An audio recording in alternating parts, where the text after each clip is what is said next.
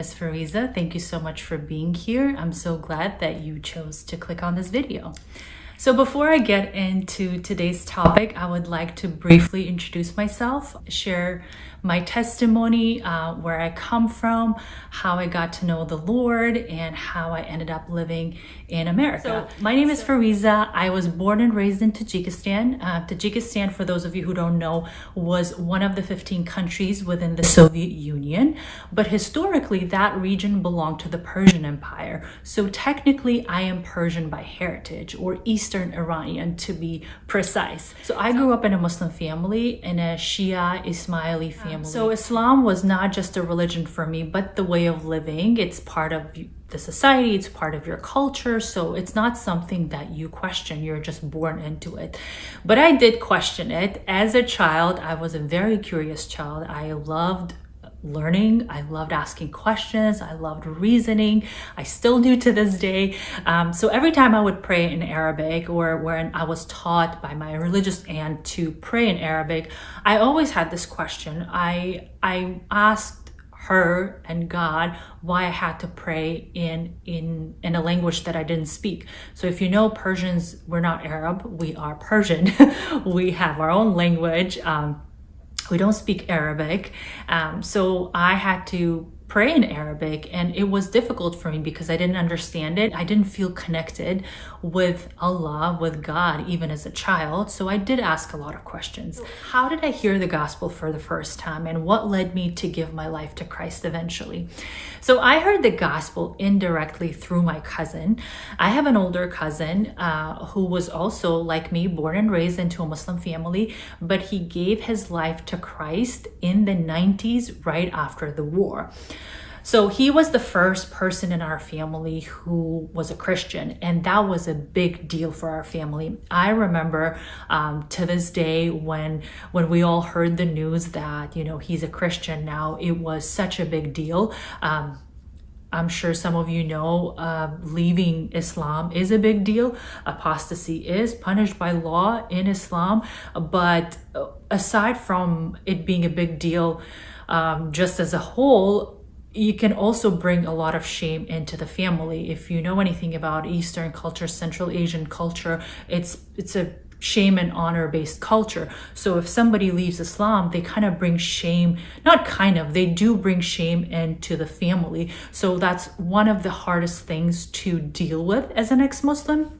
So my cousin had to endure a lot of that, but he didn't give up. He didn't leave the family. He still stayed in contact with everyone, even though he was getting so much crap from everyone. He continued to be gracious and loving. And the thing is that his life was transformed. Before he gave his life to Christ, he was doing very bad, obviously, because there was war going on. He also got into a lot of trouble as a young man. He did drugs, he drank, he was like up to no good.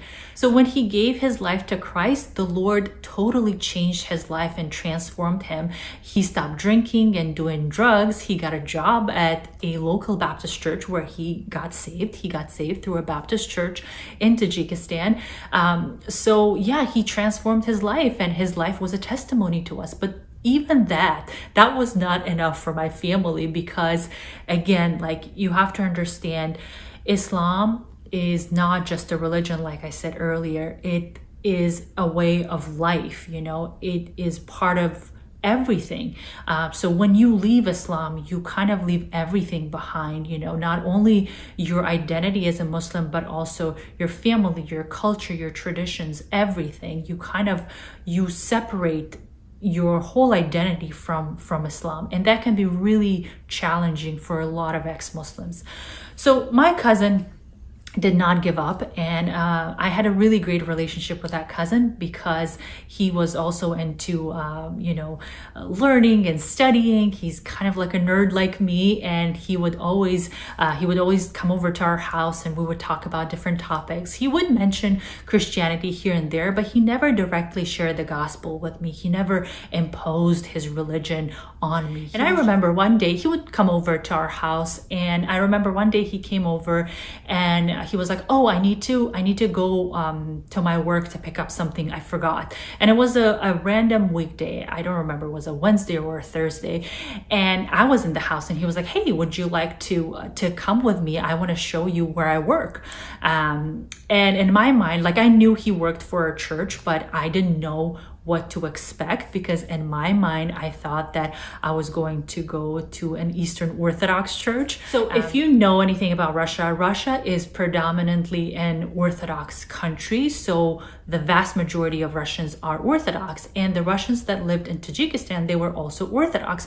So in my mind, I thought that Christianity is only Orthodoxy. That's the only idea of Christianity that I had. So I thought if he's going to bring me to his work, I was gonna go to a beautiful Orthodox cathedral, a beautiful Orthodox church.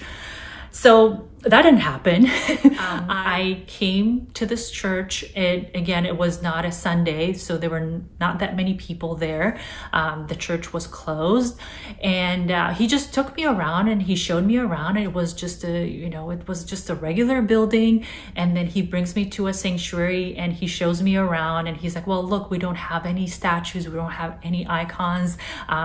It was just a space for a choir, and there was a Bible verse in the center of the sanctuary. And he was like, yeah, this is what church is. And to me, that was a surprise, because I had never seen anything like that. So one thing you need to know about Tajiks and the relationship between Tajiks and Russians. So when Russia took over, or the Soviet Union took over Tajikistan, they brought a lot of their own westernized culture, which doesn't go well with the traditional Persian culture.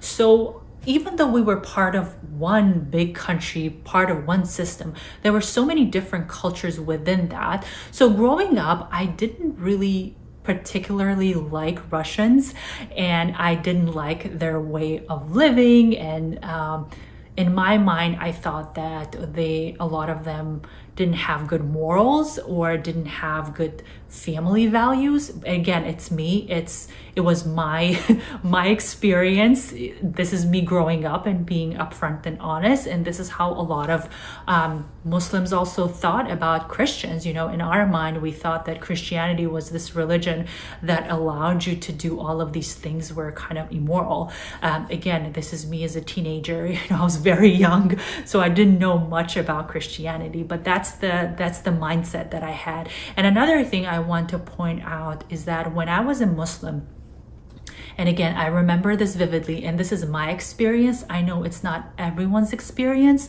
but as a Muslim, growing up, I had this, not hatred, but almost like, I wouldn't say it was a full-blown hatred, but there was this little bit of a resentment in my heart towards Christians. I looked down on Christians. I thought they were lost. I thought they were sinners. I thought they were infidels. I thought they had no morals. Also, we didn't like the fact that they took over our country, and then told us how to live our lives.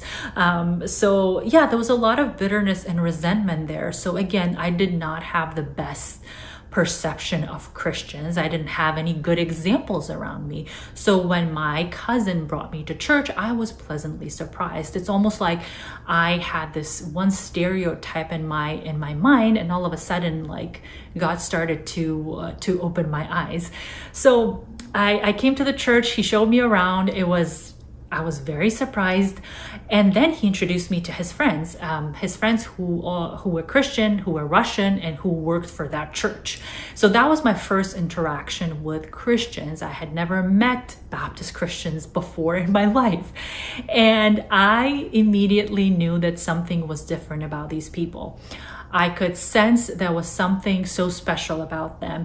They were extremely kind to me. They were very loving and welcoming. They did not try to convert me. They didn't share the gospel with me. They were simply kind and loving and welcoming. And that planted a seed in my heart. That kindness, that love that they extended towards a stranger, that was life-changing for me, because in my mind, I was like, oh, these are the people that I grew up disliking? And why are they so kind to me? Why are they so nice? And I knew that there was something different about them. It's almost like it has been so many years, but I could still remember to this day that I sensed something different about them. I knew that there was something special about them. And it's almost like now I can explain that was the Holy Spirit. And obviously I didn't know who the Holy Spirit was back then, but I knew that there was something special in them, and I could sense the Holy Spirit around them. So that day, the Lord planted a seed in my heart, and I was so curious to learn more about them. I was so curious to learn more about Christianity. So that year, my cousin invited me to a church camp. That particular Baptist church had a property outside of the capital, Dushanbe, in Tajikistan, and they would host church camps for kids every summer. So one year he invites me. That's where I guess, hear the gospel for the first time, because we had Bible studies every morning. And I heard the gospel for the first time. I got my first Bible. I started learning more about Christianity, but nothing really changed in my life. I was not ready to give my life to Christ. It was just something that was so new to me. And I also got to make friends at that church and, make friends at the camp. And I had such a good experience, but nothing really happened. But I kept going, and my cousin would keep inviting me to this church camp. So the next year that I went to that church camp, that's when everything changed for me. That summer, I gave my life to Christ. So how did that happen? I love telling this story. I've told this a million times, but I never get tired of sharing the story. So it was a beautiful summer morning. We had our Bible study, and I still remember my teacher, my Sunday school teacher, my counselor. She was this incredible, nice Russian lady in her 50s or 60s. So after she finished asking if we wanted to give our lives to Christ, this is the moment when the Holy Spirit came over me. It was so powerful that I fell on my knees, and I started weeping and crying, and I was just pouring out my heart to God. I didn't know exactly what I was doing. I didn't know exactly what was happening with me at that moment, because it was a supernatural moment that I can still remember to this day. But it was so powerful that it came over me that I fell on my knees and I started praying. I asked God to forgive me of my sins and come into my heart, and I was just crying and weeping. And after I was done with that experience, I remember vividly when I got up from that experience, I was not the same person. Even though I was 11 years old, to this day, I remember that something supernatural happened to me that day. I was not the same person. I knew in that moment that something dark and heavy had lifted, and I received something so beautiful. I felt so much joy in my heart, and it was not happiness, it was joy. It was supernatural joy that can only come from the Lord. And I can feel this joy to this day. I feel it right now as I'm talking about it. It's the type of joy that the world cannot give. That type of joy and love only comes from above. It comes from heaven. And I felt that joy, and I was so happy that day. My life changed. And that was the day when I submitted my life to the Lord. I fell in love with Jesus in that moment, and I said, I want to follow you. I love you. I want to be where you are. And I found the Lord when I was 11 years old, and I never looked back ever since. No matter how challenging it got, no matter how hard it got, no matter how much pressure I received from my family members, and I still receive it to this day.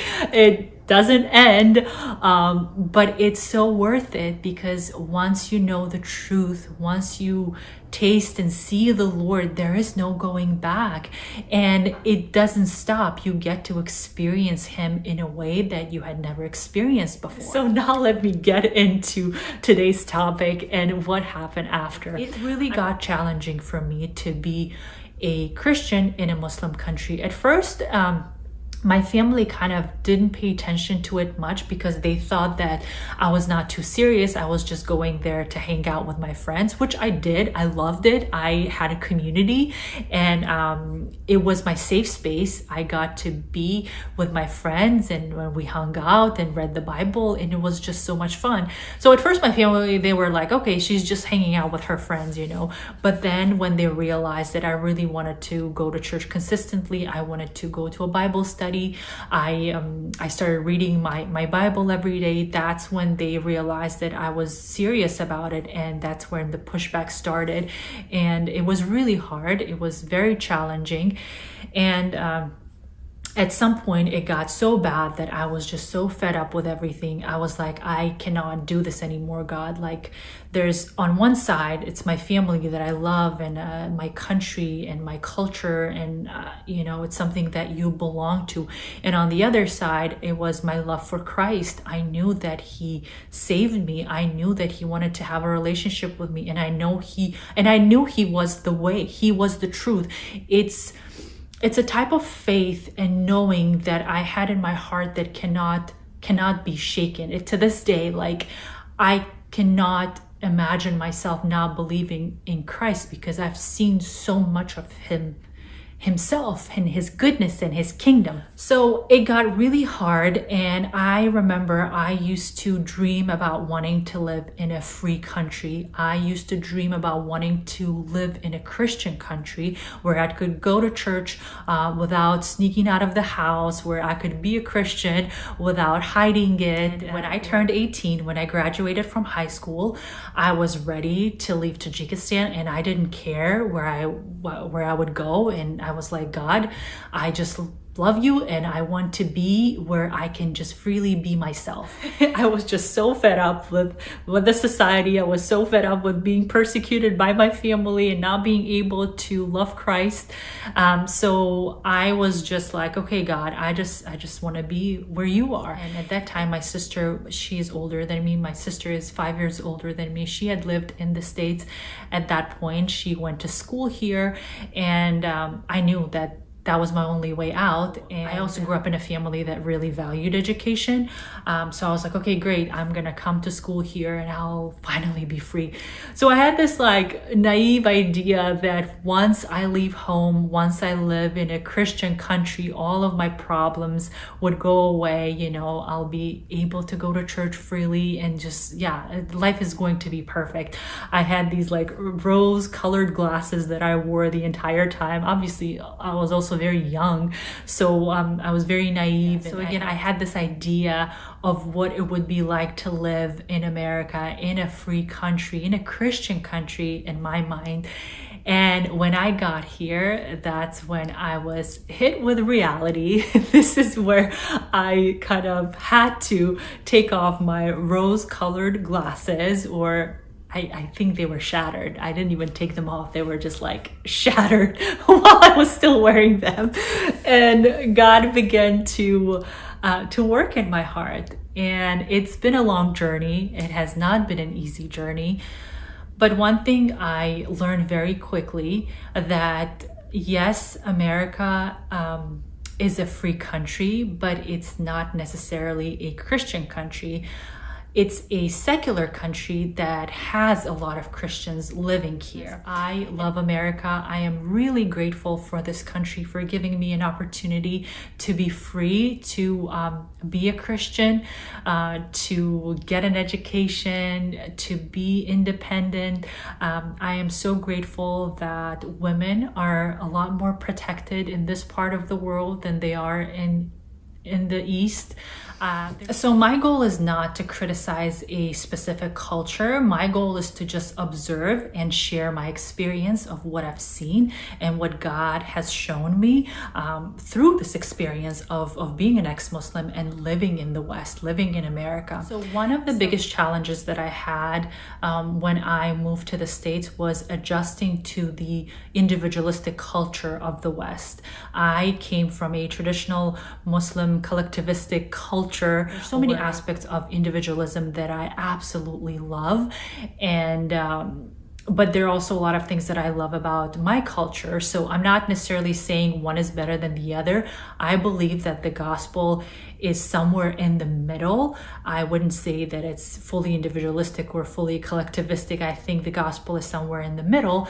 And having lived in both societies, I could I guess clearly say that that God cares about the individual, but he also cares about society and the community and people as a whole. So when I moved to the States, my first priority was obviously to find a church to be part of the Christian community, and it was not as easy as I thought it would be.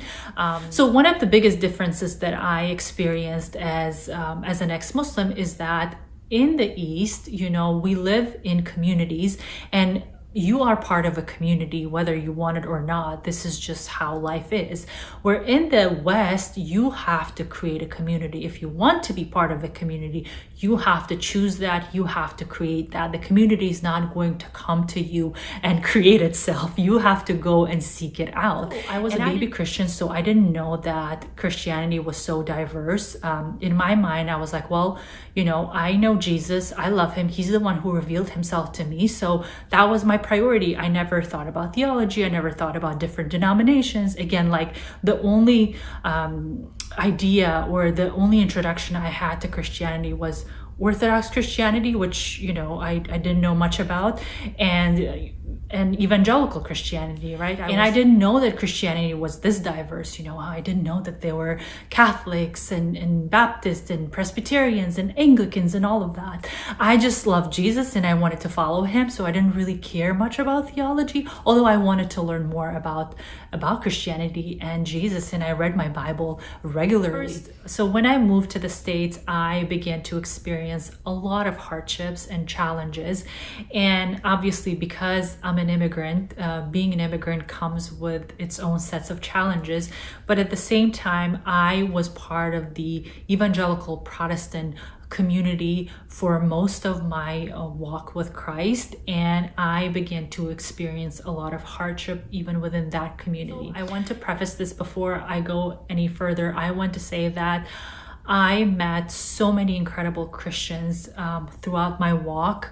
I am so grateful for those Christians who God placed in my heart, who helped me grow in my faith, and I will never forget their kindness and love. I am so grateful that they helped me, they discipled me. I don't think I would have been able to survive and live in this country had it not been for the church.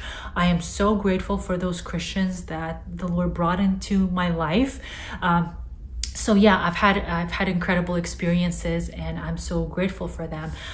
However, I've also met so many Christians that were honestly, how should I say it? The word disappointing is an understatement. I think what was hard for me to grasp or realize was the fact that people didn't actually like Christianity in America, and there were a lot of people who were hostile towards Christianity. So that was the first thing that was like a cultural shock to me, because in my mind I thought that, oh well, I'm going to live in a Christian country, so everyone there is Christian and they love Jesus, and that was that couldn't have been further from the truth, because when I moved here, it was really hard to realize that a lot of people actually don't like Christians. They don't like Christianity. They don't talk about it publicly.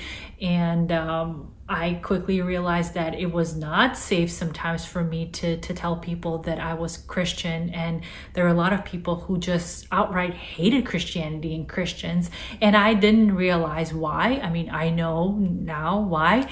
But in my mind, I met Jesus and he was so wonderful. He was so beautiful. He was so kind and loving. So I couldn't understand, why would someone reject someone good as him? He changed my life. He helped me. He healed me. But there are people who like outright hate him, and I just couldn't understand that. I still don't understand it to this day. I mean, I do, because we live in a broken world and Satan hates Jesus, but it was really hard for me to to accept that. I also realized that most Christians in America are cultural Christians. They either grew up in a Christian household, but they, never practiced it, or they just left it. And I also met a lot of Christians who were hurt by the church, who just did not like Christians, who have deconstructed their faith. So I met a lot of Christians who were just cultural Christians, just like, Muslims who say they're Muslim. And by the way, the vast majority of Muslims are cultural Muslims. So that's what I learned pretty quickly, that the vast majority of Christians in America are cultural Christians. And again, that was something that I had to learn the hard way, because again, in my mind, I thought that I'm going to come to America and I'm going to meet Christians who are going to be on fire for the Lord, just like me, that they're going to be so in love with Jesus. And I thought those people were going to be the majority. But that's not what happened. Again, like I've met incredible Christians in this country who love God, who are on fire for Him, who are set apart. But again, they are a minority. There are not that many of them, and I've lived in this country for a really long time, and I've